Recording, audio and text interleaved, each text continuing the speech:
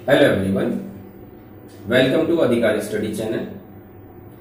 जैसा कि आपको पता है, हम 8th क्लास का चैप्टर नंबर 2 कर रहे थे। उसका टॉपिक चल रहा था दक्षता अभ्यास स्क्वायर रूट का। अब स्क्वायर रूट के दक्षता अभ्यास के कुछ क्वेश्चंस मैंने आपको करा दिए थे। हमने 8 तक के क्वेश्चन 9 तक के क्वेश्चन कर लिए थे। अब हम क्वेश्चन नंबर 10 करने वाले। तो चलते हैं क्वेश्चन नंबर 10। इसने कहा है 4 अंकों की बड़ी से बड़ी पूर्ण वर्ग संख्या ज्ञात कीजिए। तो सबसे पहले 4 अंकों की बड़ी से बड़ी संख्या, बड़ी से बड़ी संख्या। और जैसा कि आपको ही पता है, मैंने आपको बताया था कि बड़ी से बड़ी संख्या के लिए हम क्या करते हैं, 4 बार 9 लिखते हैं।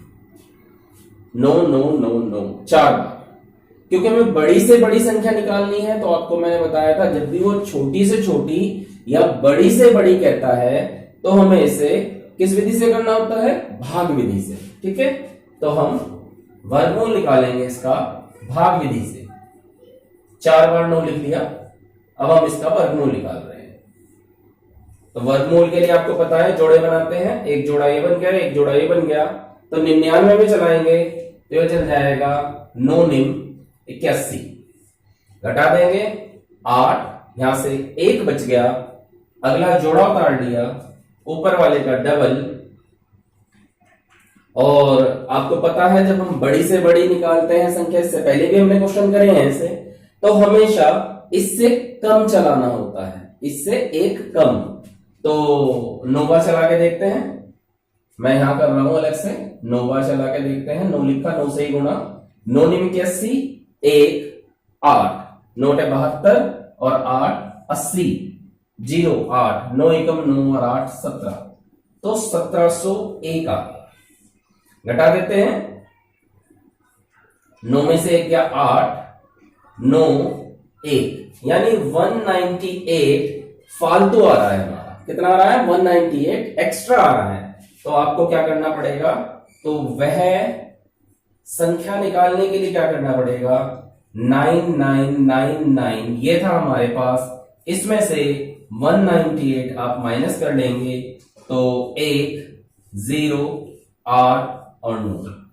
तो 4 अंकों की बड़ी से बड़ी पूर्ण वर्ग संख्या आप लिखेंगे, 4 अंकों की बड़ी से बड़ी पूर्ण वर्ग संख्या हो गई 9801। क्लियर, समझ में आ गया? इसे रब कर देते हैं और चलते हैं आगे।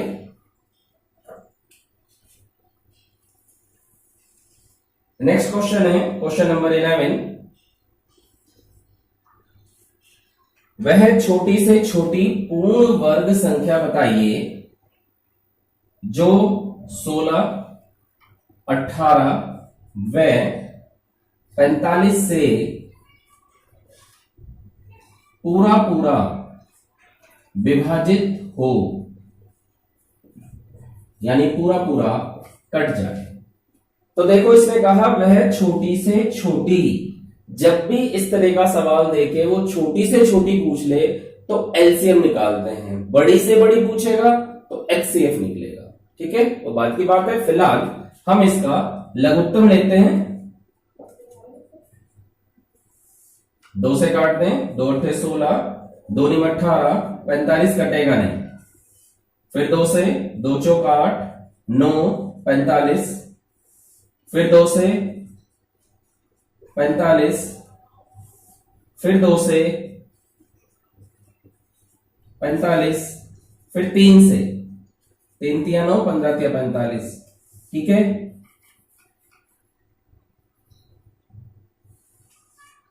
फिर इसको 3 से करेंगे, 1 1 5, और फिर 5 से कर देंगे 1।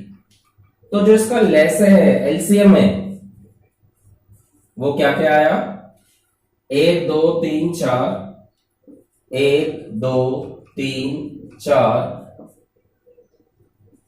1 2 और 1 ये 5, ठीक है।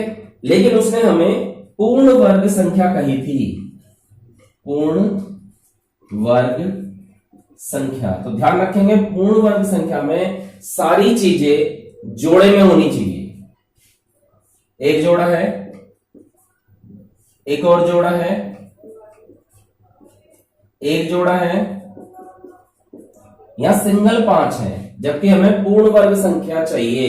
तो हम 1 5 की इसमें और गुणा कर देंगे, क्योंकि हमें पूर्ण वर्ग संख्या चाहिए। तो गुणा कर देते हैं, ये हो जाएगा हमारे पास 5 5 25, 25 दूनी 50, 50 दूनी 100, 100 दूनी 200, 200 दूनी 400 और 3 3 9 यानी कि 3600 आ गया। तो वह पूर्ण वर्ग संख्या 3600 आ गई। एक बार और समझ लेते हैं, 16 18 व 45 से पूरा पूरा विभाजित हो जाए। अगर पूरा पूरा विभाजित होना है और छोटी से छोटी कह रहा है, तो इसका मतलब है आपको इसका एलसीएम लेना है। और एलसीएम लेने के बाद आप जोड़े चेक कर लेंगे, जो भी संख्या कम बैठेगी उससे गुणा कर देंगे। तो 1 5 कम बैठ रहा था, हमने 5 से गुणा कर दिया, तो कुल मिलाकर ये 3600 आ गया। क्लियर है, समझ में आ गया? समझ लेंगे एक बार। अब चलते हैं हम आगे के क्वेश्चन में। क्वेश्चन नंबर आता है 12 हमारे पास। इसने कहा एक टोकरी में 1250 फूल हैं। एक टोकरी में फूल हैं 1250 और कुल टोकरियों की संख्या है 8। एक टोकरी में 1250 फूल हैं, कुल टोकरियां हैं 8, तो कुल फूल कितने हो गए? हमने दोनों की गुणा कर दी, 10,000 फूल हो गए। अब ये हमसे क्या कह रहा है? ये कह रहा है एक व्यक्ति किसी नगर के प्रत्येक मंदिर में उतने ही फूल चढ़ाता है जितने उस नगर में मंदिर हैं। तो लिखेंगे माना नगर में मंदिर बराबर है x। प्रत्येक मंदिर में फूल, कितने फूल चढ़ाता है? x ही चढ़ाएगा, क्योंकि उसने कहा है कि जितने मंदिर है उतने ही फूल चढ़ाता है। तो कुल फूल गुणा कर देंगे, x गुणा x यानी के x स्क्वायर। और अकॉर्डिंग द क्वेश्चन, प्रश्नानुसार बुक वाले ने कहा था 10,000 है, हमारे पास आया x स्क्वायर। तो x स्क्वायर बराबर 10,000 यानी x बराबर 10,000 का वर्गमूल। अब इसका स्क्वायर रूट निकालेंगे। स्क्वायर रूट निकालना आता ही आपको, 10,000 का स्क्वायर रूट निकाल देंगे। ये जोड़ा बना लिया, जोड़ा बना लिया, एक ही कम एक, 0 0, तो 2 0 बार चल जाएगा, फिर 0 उतार लिया, 10 का 20, फिर 0 बार चल जाएगा, 0। 10,000 का वर्गमूल निकालेंगे, यानी कि हमसे क्या पूछा था, कुल कितने मंदिर हैं? तो कुल मंदिर बराबर हो गए x का मान, और x का मान कितना आया? 100। क्लियर? बहुत अच्छी तरह समझ लेंगे। x स्क्वायर बराबर 10,000 है, आप 10,000 का वर्गमूल निकालेंगे, वो मंदिर की संख्या। ये जो निकालना है ये आपकी मर्जी है, आप भाग विधि से निकालें या गुणनखंड विधि से, वो आपकी इच्छा है। क्वेश्चन नंबर 13 पे आते हैं। इसने कहा है 15 अगस्त को कक्षा 6 की प्रत्येक छात्रा को उतने ही ग्राम मिठाई दी गई जितनी की उस कक्षा में छात्राएं थी। तो माना कक्षा में छात्राएं बराबर है x, प्रत्येक छात्रा को मिठाई कितनी मिली? x ग्राम। कुल मिठाई गुणा कर दें x की x में, यानी x स्क्वायर। और बुक वाले ने कितना दे रखा है? कुल मिठाई बटी कुल मिठाई बाटी बराबर 1.6 किलोग्राम। इसको ग्राम में बदल लेते हैं, 1.6 की हम 1000 से गुणा कर देंगे, क्योंकि 1 किलोग्राम में 1000 ग्राम होता है। तो ये आ जाएगा हमारे पास 1600 ग्राम। ठीक है, अकॉर्डिंग द क्वेश्चन हमारे हिसाब से कुल मिठाई x स्क्वायर, बुक वाले के हिसाब से 1600। आप इसका वर्गमूल निकाल लेंगे तो 1600 का वर्गमूल निकालते हैं, 4 चौक 16, 0 ऊपर वाले का डबल 0 बार चल जाएगा, तो यानी कि x का मान कितना आ गया, x का मान आ गया 40। तो x बराबर 40 ग्राम। पूछा क्या था हमसे पूछा था कुल कितनी छात्राएं हैं और प्रत्येक छात्रा को कितनी मिठाई मिली। तो कुल कितनी छात्राएं हैं, यहां लिख रहा हूं मैं,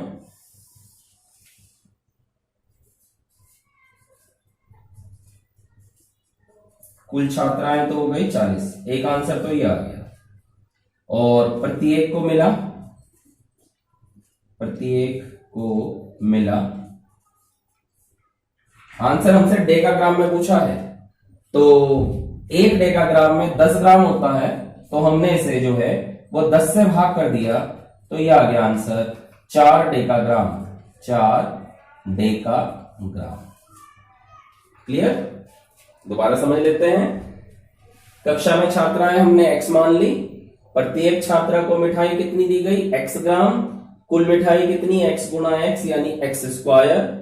बुक वाले ने कहा 1.6 किलोग्राम मिठाई बटी है, यानी इसको हमने ग्राम में बदल दिया, 1000 से गुणा कर दिया, 1600 ग्राम आ गया। हमारे हिसाब से x स्क्वायर, बुक वाले के हिसाब से 1600, x स्क्वायर बराबर 1600 यानी x बराबर 1600 का वर्गमूल 40 आ गया। आंसर ग्राम में आया। बुक वाले ने डेकाग्राम में पूछा है, तो उसे हम 10 से भाग कर देंगे, डेकाग्राम में बदल जाएगा और संख्या तो 40 ही रहेगी। क्लियर। अब आते हैं 14 क्वेश्चन पे। इसने कहा वह छोटी से छोटी प्राकृतिक संख्या ज्ञात कीजिए जिसे 16,160 में से घटाने पर शेषफल पूर्ण वर्ग हो जाए। मैंने आपको बताया था घटाने पर या जोड़ने पर जब भी कहता है तो आपको भाग विधि से करना होता है। तो 16,160 का आप भाग विधि से करते हैं, तो ये एक जोड़ा बन गया, ये एक जोड़ा बन गया, एक एकम 1, 61 बचा, ऊपर वाले का डबल 2 बार चल जाएगा, 22 दूनी 44, 11 में से 4 गए 7, यहां से बचा 1, जोड़ा उतार लिया, ऊपर वाले का डबल 24 आ गया। आपको बताया था कि इसने हमसे क्या कहा, इसने कहा वह छोटी से छोटी प्राकृतिक संख्या बताइए जिसे इसमें से घटाने पर, इस संख्या से घटाने पर, अगर आपको घटाने पर, देखो दो तरह का होता है, एक होता है जोड़ने पर और एक होता है घटाने पर। तो अगर मुझे इसमें से कुछ घटाना होगा तो मुझे क्या करना पड़ेगा, मुझे जो है इससे कम चलाना पड़ेगा। ठीक, तो कितनी बार चलाऊंगा, ये सपोज 24 है, मैं इसमें 6 दूनी 12, 7 दूनी 14, 7 से करके देखते हैं, 7 7 49, 9 4, 7 चौक 28 और 4 32, 2 3, 7 दूनी 14 और 3 17, 1729 यानी 7 बार चल जाएगा। तो 7 7 9 2 7 1 ये आ गया। ये घटा लेते हैं, 10 में से 1 और यहाँ पे 5 में से 2 गया 3, यानी 31 शेष बचा, तो इसी को ही हमें घटाना होगा। 31 शेष बच रहा है, इसी को ही घटाना होता है। तो क्या लिखेंगे, 31 घटाने पर पूर्ण वर्ग बन जाएगा। क्लियर। फिर आते हैं नेक्स्ट क्वेश्चन पे। अगला क्वेश्चन आ गया हमारे पास 15। अब की बार क्या कहा इसने, अब की बार कहा कि वह छोटी से छोटी प्राकृतिक संख्या ज्ञात कीजिए जिसे 594 में जोड़ने पर, तो याद रखेंगे जब घटाने पर कहा था तो हम कम चलाते हैं और जब जोड़ने पर कहेगा तो ज्यादा चलाएंगे। तो ये 594 है, इसका वर्गमूल निकालते हैं, ये जोड़ा बन गया, 2 दूनी 4, एक बचा, जोड़ा उतार लिया, ऊपर वाले का डबल। अब आपको यहां पे ऐसी संख्या लिखनी है जिससे इससे ज्यादा आ जाए, थोड़ा ज्यादा। तो 7 चौक 28 ज्यादा, 4 चौक 16, तो 5 बार चलाएंगे आप। 5 पंजे 25, 5 2 5 चौक 20 और 2 22। ठीक है, अब इसे घटा लेते हैं। तो इसे घटा लेते हैं, मैं यहां से घटा रहा हूं 225 में से 194 घटाते हैं, 1 3 31 आ गया। ध्यान रखेंगे इसमें ज्यादा चलाएंगे, इससे बड़ा चलाएंगे। जब भी वो कहता है जोड़ने पर,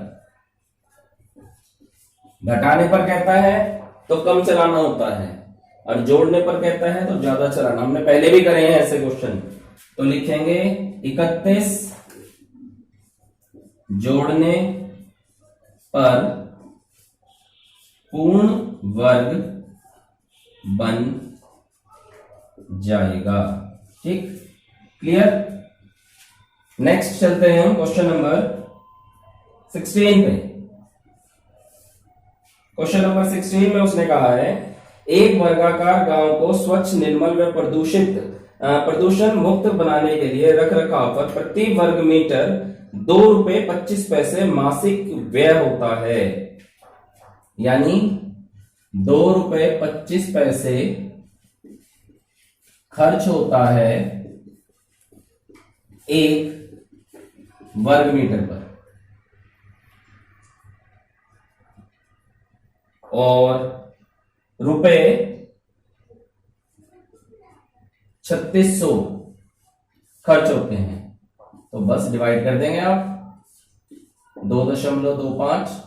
अब इसको हम भाग करते हैं, 3600 बटे 2.25, पॉइंट हटा देंगे, 100 आ जाएगा।